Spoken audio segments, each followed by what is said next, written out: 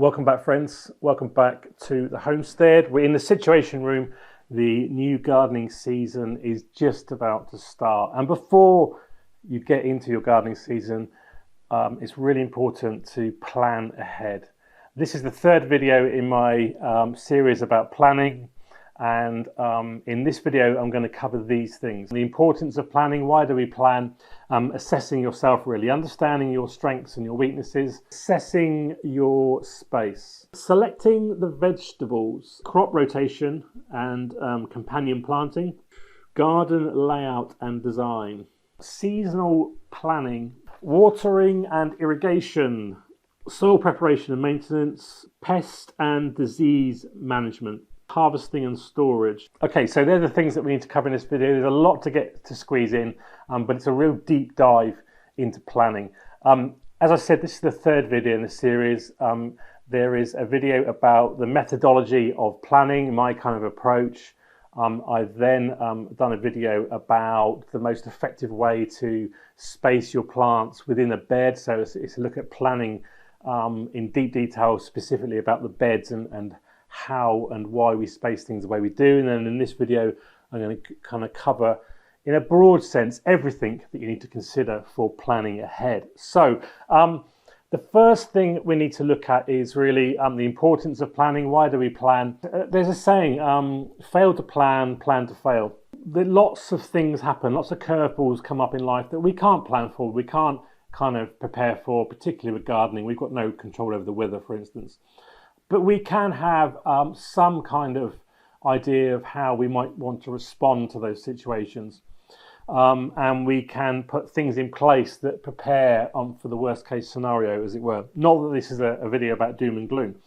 And so that's why it's really important to plan ahead and take a little bit of time now to make our lives a lot easier in the future, really.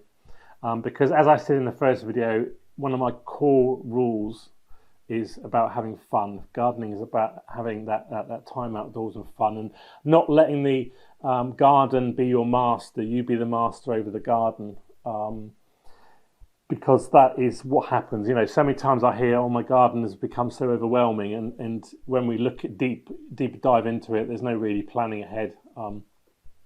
So that first thing that we need to look at is yourself. Assessing yourself really, understanding your strengths and your weaknesses. This would come out in part of that first video where I looked about doing a plan of strengths and weaknesses about yourself and your garden. You need to, before you can do anything else, you need to understand what are your limits in terms of physical ability, mental ability, and the time that you can give to the garden. Because when you understand that, then you can understand what you can give to all the different parts of this process. And then you will also put boundaries and limits in place so you don't overdo it. Point 2, assessing your space. We need to understand that the space that we're working with in terms of its constraints, if it's a particularly small space, or utilising, well, in any terms of space, utilising the full amount of space. And then understanding the kind of placement of that space in terms of which way is it facing, the primary facing. Obviously, if you take any square of land, it's got faces on all sides, but where does it catch the most sun within that space? Understand that kind of location of where the sun, the sun comes across from the east to the west. How much sun have you got? How much shade have you got? Do you need to do something within the plan for the year, do you need to do something to change the dynamic of that? Do you need to prune some trees? Are you happy with how it is? Stuff like that. So just go out and have a look at your space, understand it, look at it with no other kind of agenda, as it were, without any interruption. Often it's the sort of thing, life's full of interruptions, and we can let those rule us with that, and then we lose focus on what we're actually doing. But with no other agenda, just go and look out and evaluate your space. Now, that may be a very quick process, it may be a very long process. Make some notes so that you can come back indoors and continue. Also, within that space, understand the soil that you're working with. How how many of us take the soil for granted? Do you really understand its composition? Again, its strengths and weaknesses, its balances. Have you got a very sandy, loamy soil like we have here? Do you have a very clay kind of based soil? Each of those brings their own challenges, and your approach and your plan will differ depending on the quality of that soil. Now, if you really want to get into it, then you might want to take a soil sample and send it off to a lab to understand the very in-depth dynamics in terms of nutrient levels within, the NPKs and the soil's ability to process those nutrients, how much organic matter is in the soil, and that may be part of your plan as well. That's a step, obviously, at the very far end. Most people won't do that, and that's absolutely fine. But certainly you'd have a good idea of the organic matter in your soil and what you might need to do to address that. And have a think back of last year in terms of the fertility of the soil. What do you need to do to amend that and improve it? Most soils will need some sort of fertility amendment, and where you're going to get that from if you want to get it free. Do your planning in terms of resources as well. Where can you get some free manure and all that kind of stuff? So that's assessing your space.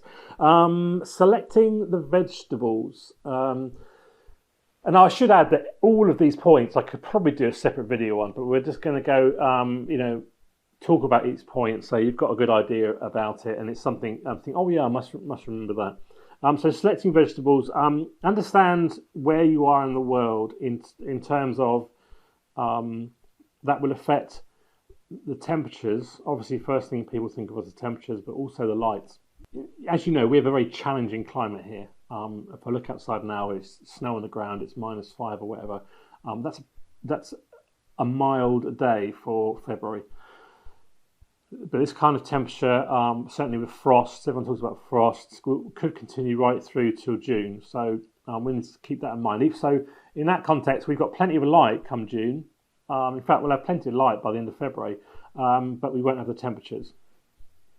And we need to take both of those into consideration when working out what we can and can't plant outdoors. But of course, we can get everything started indoors. Your plan can start early indoors if you've got things like grow lights. That choice of vegetables, obviously, for those colder things, colder times, but when we've got light, but it's cold, we can do greens, a succession of greens, lettuces, onions, and that kind of thing. They're all perfectly fine. Get your brassicas started. If you're in the type of climate that we are, which is boreal climate, cold, wet, as in precipitation, not rain, winters, very hot summers. Brassicas don't like the heat, so you might want to get your brassicas started really early or do them later in the year. For us, it's a bit of a rush to do it later because the days get shorter quicker later in the year, but we can do it. Again, it comes down to planning. Yeah, and also understand your family's own preferences and dietary needs. Just don't go planting a load of stuff that no one's going to eat. Having said that, if you have chickens and animals, then whilst their dietary requirements may differ, they tend to be less fussy. So a lot of things that we won't eat, perhaps chickens will, certainly in terms of in brassicas, some of the other brassicas. Nothing goes to waste here. So I'll be growing with us in mind and the chickens as well. So when I say your family's preferences, that's kind of everything on the farmstead, homestead, home. Even at home you can have chickens in a lot of domestic dwellings. So, okay, next thing we need to think about is crop rotation and companion planting. Crop rotation, depending on your approach to your garden, your methodology, you may or may not need to do crop rotation. If you're doing full compost, no dig, then you probably don't need to worry about crop rotation. Not many people will do full composting beds, no dig. So you might need to consider like where did you, more so with brassicas can be the problem with root club foot, that disease. That can affect if you put things in the same bed for 2 or 3 years on a row, sort of thing. Another benefit of crop rotation is where perhaps you've had legumes the year before, which are nitrogen fixers, making sure those rot into the ground, then plant something there that's going to be some kind of instant fertility in the bed. So that's there are positives thoughts about crop rotation, as well as avoiding those negative kind of diseases. Just something to consider each year, moving things about. But also you need to take into account things like the shading and the light and stuff like that. So those 2 points are important to each other. Companion planting and pest control, we need to think about things like, with companion planting, a good example is planting marigolds along a row of cabbages to keep the white butterflies away, cabbage butterflies away. You could also plant onions within cabbages, and you've got 2 crops in from the same bed, utilising the space. You've got big spaces between cabbages because of the big leaves, but onions don't take up hardly any room at all, or garlic, and they can easily, it's a win-win there really. So understand where you can plan ahead with the companion planting. Garden layout and design. What do you need to utilise within your garden in terms of your layout? Do you need to change something from the year before because of your assessments from those early points might make you want to change something? If you're going to use raised beds, which I'm not a huge fan of, but I appreciate they've got their place, then you need to think about that placement and the gaps between the raised beds and things like that for access. Where in terms of containers, some things might benefit from containers. Are there spaces, have a walk around, are there spaces that you could utilise that might not work as a bed but might work as a container? For example, we grow some salad potatoes at the front here in some containers. The ground, the area in front of here gets sun beaten on it all day, and it's really bad soil. It's something we need to address, but it was quicker to address it with some containers to grow some salad potatoes in than redo the whole bed, because it's a big project out the front there. A good example where you could put containers, maybe you could slot the odd sunflower here or there, an extra tomato plant, things like that. Walk around, make a plan, make a list. Again, I've just mentioned access, but plan pathways as well. You need to get yourself down, you need to get a wheelbarrow down there, and things that I found, like if you're using hose pipes to water, they can be a bit fiddly getting around tight corners and stuff like that, where they might kink and cause you a little bit of confusion, stress, whatever. Just plan ahead. Things that I found with hose pipes is by putting little posts in the corners of beds, then the hose pipe will follow the post and they won't drag over the bed. So I know exactly the behaviour of the hose pipe now. I know how to prepare for that in advance. Yeah, just the importance really of proper spacing to make your life easier really. We've got 30cm walkways. We could have probably done with bigger ones, but it's fine. It means that all our beds we can straddle across the bed to work in it, and also we can walk up and down it, and we can kneel down and stuff like that. And we've got wood chips in the past as well, so it's quite comfortable to kneel down. It's not muddy and stuff like that, even on the wettest days. Yeah, that's just really layout, design, access, things like that. Seasonal planning. Now, I've talked a bit about climate already. Once you understand your kind of weather and your climate, and you've got a good idea about that, and I touched on it before, where a good example is here. Very early on in the year, I go out to the greenhouse because that's not used for tomatoes and hot plants until May or June. There's a whole space, March, April, mid-May. I can use that space out there for growing pak choys, onions, lettuces, stuff like that, some early greens. So the space isn't wasted and I'm utilising it. And again, I could do that later in the year as well, after the tomatoes are finished, or when the tomatoes are coming to an end, start planting things that hate the heat. Spinach is a good example. It'll bolt in the middle of summer here, but it likes the colder times. It's quite happy with a colder temperature, and a frost is no problem at all. So we can get some spinach in there. Effectively 3 successions in one greenhouse. So understand your vegetables and understand the seasons here. Later on in the year, the problem is the light, but that's if you get in there early enough, plant stuff in sort of July. In the hottest months here tend to be June, July. August tends to be not so bad actually. Get stuff in there late July, August, and then those temperatures will come down and it'll be quite comfortable in there or outdoors. Yeah, I've talked a little bit about successions in what I've just said, but just understand in a greater depth successions. In terms of the plan, you can be planning all your seedlings and transplants way ahead of the time you're going to be. Don't think, well, okay, now I've pulled out my carrots, it's now time to get something else in there. Or actually, you would pull something else. I pulled my onions, for example, and I'll sow some cabbage seeds. Well, no, you need to sow the cabbage seeds, indoors earlier in July, so they're ready to transplant out the moment that you take those onions out of the ground. Straight swap. Timing's everything. You need to understand the days to harvest. So how long a vegetable takes from the moment you plant the seeds to the moment it can be pulled out of the ground. Days to harvest. Does your climate allow for winter gardening? Can you overwinter stuff? Things like Brussels sprouts, leeks, they can survive. Even onions, really, but you would have pulled. I'm talking about spring onions, obviously. Those things could survive here. We know they survive, but most things won't outdoors. I can keep them in the greenhouse. Your climate may be different. Certainly in the UK, a lot of things you can leave in the ground. Carrots, parsnips, they can be left in the ground, dug out when you need them. Leeks as well. The problem here is that obviously the ground freezes solid. You can't get a fork in the ground. It's like iron. So that's more of a problem than the actual the vegetable itself surviving.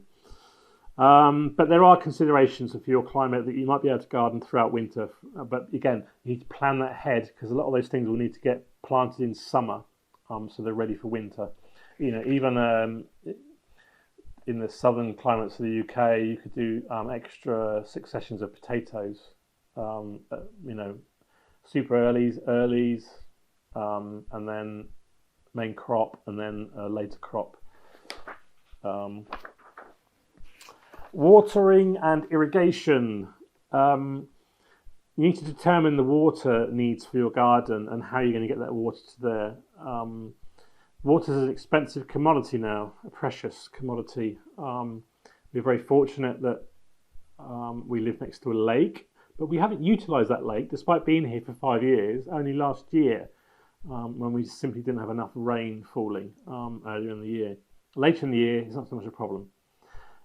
We've utilised the guttering here to capture rainwater, and then we store that in 2 big tanks. IBC totes are readily available in most countries, and they will store 1,000 litres of water, and that gives you some redundancy. So when you've got water in abundance, you can store it in there for the times when you don't have that rainfall and that water in abundance. And 1,000 litres will go quite a long way, but you can store a lot more than that. We now utilise the lake and pump up for the lake when we need it, but other times we've got rainwater on hand. But we understand the requirements of our garden, and the bigger the garden, the more thirsty it is. Obviously, plan your time so that you can water in the evenings. It's a really nice thing, actually. It's really that kind of well-being time. It's not very energetic. You just sort of stood there spraying water, but I would like to get it more automated. I've got my greenhouses more automated, so I just turn the tap on and it does it on its own. And in fact, even in the new greenhouse, it's completely automated. A water sensor takes care of it, so I don't need to. As long as water's there for it to use, then it will water itself. Soil preparation and maintenance. I've talked already about the possibilities of soil testing. In the very minimum, you could do an acidity test. You need to understand the pH levels of your soil and adjust that with either some lime or some substrates or whatever that you need to address the pH, either an alkaline soil or an acidic soil, and so that things are happy in it. Adding amendments and fertilizers. Obviously, we're fully organic here, but also understanding what organic actually means. You'll be surprised. A lot of things that sound like chemicals, but actually they're quite organic. I'm trying to think of like Epsom salts, for example, for magnesium sulfate, I think is the right one. That's good for putting on. That's still considered to be organic. But what amendments do your soils need for depending on what you're growing? Leafy greens leave a lot of nitrogen. Perhaps other, fruiting things might need more phosphorus, for example. Tomatoes is an example. And that also is at different times of the year. Everything tends to need more nitrogen when it's growing, all those leaves and stuff like that at the start of the year, and then that tends to change throughout the year. But as part of your plan, you would know what is needed when. And just having an idea and understanding of it really doesn't necessarily mean you need to put pen to paper, but just be aware of it. And also things like mulching. Where, if you want to do mulching, where's it going to come from? Make sure that you're all set up to collect your grass cuttings. Perhaps you need to organise something down the street. If you've got people that aren't neighbours that aren't big gardeners, but they have grass clippings which they haven't thrown chemicals all over to make the grass grow, then ask them, do you mind if I have your grass clippings as well to put in your compost? But just again, do your planning, do your research, ask around. Most people are quite willing for you to take something from them that they need to dispose of themselves. Make it easy for people. Weed control, weed management. I've done a couple of videos on this before. It's quite a big subject, but if you keep on top of weeding, then there's no such thing as a weed-free garden. There's only the appearance of a weed-free garden. So you just need to keep on top of it. And weeds won't get out of control then. An hour here or there will do wonders. It will save you hours later on just by a little bit of weeding. Again, it doesn't need to be on your hands and knees. With the right tools, you can just whisk around with like I've got a wire weeder. It makes life so much easy for me, and saves a lot of time in the long run. Pest and disease management. Understand your pests, understand where your threats are. We're thankfully very light on pests. We don't have pigeons, which can cause a lot of damage. We do have though voles, but we've got quite light with voles. We do have cabbage butterflies, which cause a big problem with the brassicas. Other than that, we have we're pretty balanced, because I think the situation where we live, there's a lot of natural predators out there, and we encourage them to come into the garden, obviously, and deal with the pests that we don't have to. Our biggest problem is ants, which is a real problem to deal with. They love this sandy soil, so perhaps by making it a bit more, as we're working on it over the years to make it more organic matter, that problem hopefully will slowly go away, and the ants will not like the garden as much as a habitat. So yeah, understand your pests and plan appropriately for that.